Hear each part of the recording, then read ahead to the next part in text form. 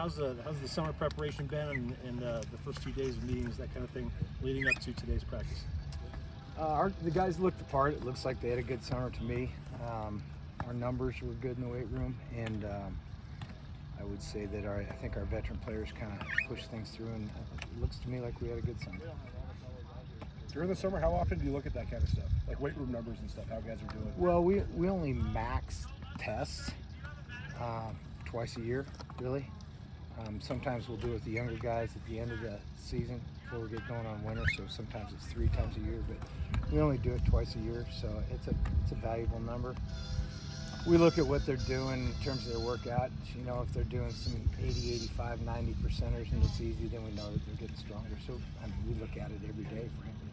How has that part changed, just the weight room stuff, the summer stuff, compared to maybe how it used to be? I mean, it hasn't changed dramatically, other than we can do stuff with them. You know, we have, you know, we can kind of practice a little bit, so we do that a couple days a week where the coaches weren't allowed to be involved in that. And then summer workouts are mandatory now, so that part has changed. Everybody was here anyway, so I guess it was mandatory before, but it's officially mandatory now. I'm not going to say that you've had a lot of first days of fall camp, but this is not your first. I mean, I'm definitely in the second half of my coaching career. But what gets you, excited? Still, first day of fall camp when you've done a few. Well, it's always exciting to know you're up against the clock in terms of getting the team ready for the first game. You know, I talked about how we've had good work in the summer, but the real football work begins today or the other day when we got out together. And I'm always pretty fired up to make sure we're ready for that first one.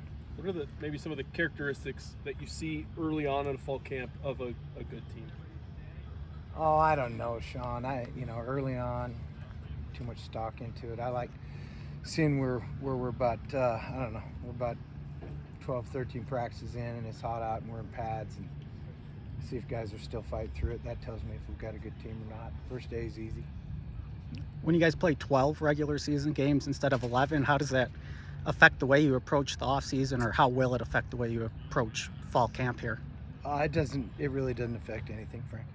We do what we do. Our process is our process, and we just play one more game. Last year when you guys worked with kind of these 2 quarterback systems, right, kind of especially early on and then towards the half, what did you maybe learn kind of running that with a couple of guys under center? Well, I mean, that wasn't the first time we've ever done anything like that. I think it's pretty common in college football right now where you better have 2. As much as everybody's running guys, you better have 2 guys. I think the old thought that you have to have 1 guy and then a backup is somewhat antiquated. So we're not really tied to any of that, and I'm sure that we'll play 2 as well. When you look at those Kaden, Kaylee, and Logan, what kind of stands out about their skill sets and about what each of those guys brings to the table? Well, that's all a work in progress. Logan's new, and Kaylee's pretty young, so we have a good feel for what their strengths are. I think that you always try to, whatever the position, you always try to work in your system enhancing individual strengths, and they're unique. I mean, the offense is the offense, but there'll be certain things that those guys do better that's different than the others. So I don't know. We'll see how it goes here the next couple of weeks. Are there any strengths in specific for those 2 that kind of stand out when you think about them? Well, they're not all very different. And specifically Logan and Kaylee, they've got good arm strength. They both run pretty well. Athletically, they move and change direction well. They're physically fit enough to probably withstand some hits and some tackles, and so the run game's a viable piece for them. What did you see from Ayat last year in the limited time that he did get that you liked? Well, I think it's a great thing the way the rule has been the last few years, where those guys can play in 4 games and get them some playing time, and that was why we did that. A chance to get him in games, a chance to get him to play. Again, playing chess rather than checkers. People ask why we played him in the rivalry game, because we wanted him to play in that game. And so any game experience is hard to come by, and you're better for it. So the ability to and the opportunity to get those guys in games is really a benefit for them individually, and that was for him. We obviously like to do a lot of position group stuff in the fall. What are some position groups that you're excited to watch, especially maybe ones that have maybe more quote unquote battles than others? Well, everybody starts the same. You have to take the field with somebody first. But like I always tell you guys, I wouldn't read anything into that. It's always interesting to watch the position group battles and see who kind of emerges. Spring ball is the same way. But we've got probably 2 weeks of that right now where we'll be fighting it out for playing time and reps, and the depth will change every day until game week. So we'll see how it goes. When it comes to the quarterback specifically, what will you be watching, both tangibly and intangibly? Well, we grade every practice. Sometimes it's a in fall in particular. Spring you can go live on them a little bit if you want. We don't do that very much, but some people do. It's really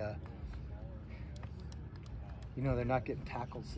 They're not getting real game-like reps. A lot of guys are, especially when we scrimmage. But then every play is the same as a scrimmage for them. So every day they get graded, they get evaluated.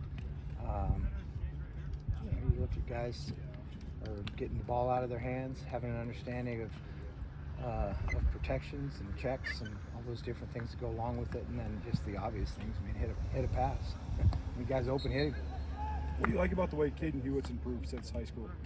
Caden's done a good job. He keeps working. I think that's something that competitors do. I mean, whether it's Kaden or other guys on this team that continue to work and improve and try to get on the field. Cole Grossman, a returning All-American from a couple years ago. What do you expect out of him from this fall game? I don't know. It remains to be seen. So hopefully a good performance.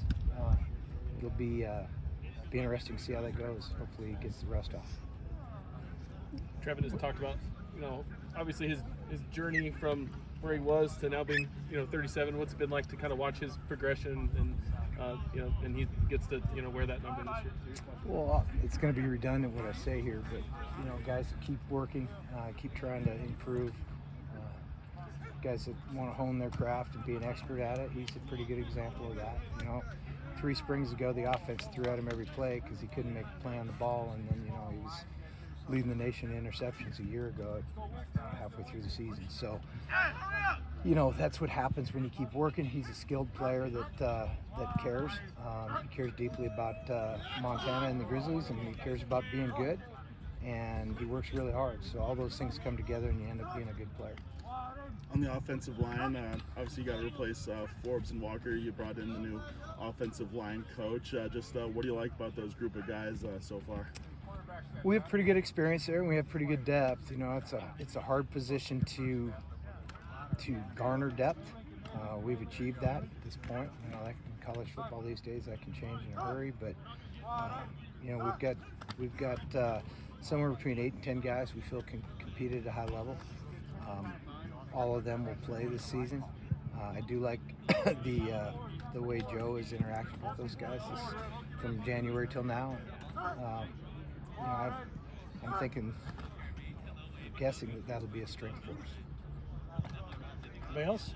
In terms of just building the offense this year, how much do you build a specific looking offense and the quarterbacks kind of need to adapt to that versus creating an offense built around the quarterback's skill sets?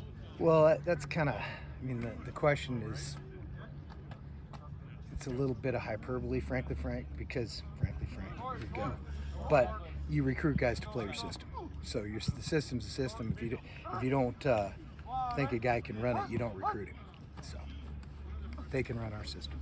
Have you guys added any other analysts besides Scott Linehan? And with the rule change with the rule change that the analysts can now coach during practices and games, how much can that benefit you guys? How do you plan to utilize that? Well, we're going to have 80 guys like LSU or somebody, but it helps us to have more eyes on the film, more eyes on the players' practice, and if you've got veteran coaches, their input's welcome. That's why they're here. So, I think that's going to be good for us. And if we have anything where we're we're adding someone officially in some form or fashion, I'll let you know. Just thoughts on the interior defensive line, given the loss of Alex Governor. Well, we'll see. I thought it was decent in the spring. I think we'll be okay. You know, anytime you lose All-American players, in the case of Alex last year, you know, you got to replace them. But that's college football. We do it every year, and you know, it's a group of fellas who are going to come out and have to be productive, and we need to replace his productivity, which I hope we can do. I don't know. It's a tall order. With the sideline tablets and 2-minute warning coming in this year, how do you implement those, practice them during camp here to make sure you're ready in time for the season? Well, the 2-minute warning we'll do it when we do our kill the clock periods and that. That's not going to have a huge impact. It's just another timeout.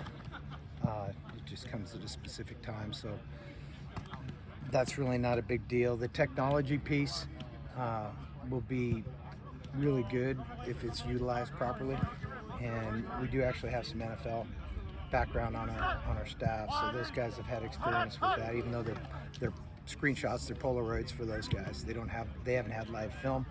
And I was kind of opposed to the technology just because I think it helps people that can't coach. You know, guys that don't know what they're looking at can go to the technology. So I was kind of opposed to it. But that doesn't matter now. Last one. Anybody? Thanks, guys. All right. So